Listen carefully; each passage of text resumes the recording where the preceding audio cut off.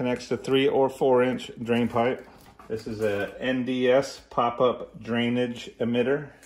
Water will fill up the French drain tube, go in here, and when it fills up high enough, it pushes the top up and lets the water drain out into the yard.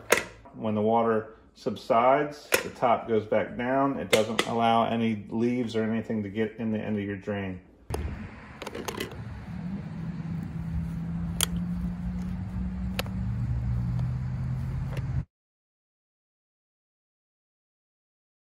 Gonna slide right in that elbow.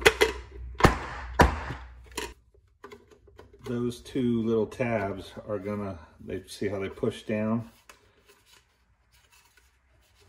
They're gonna slide in the corrugated pipe, and that's gonna hold it into the pipe.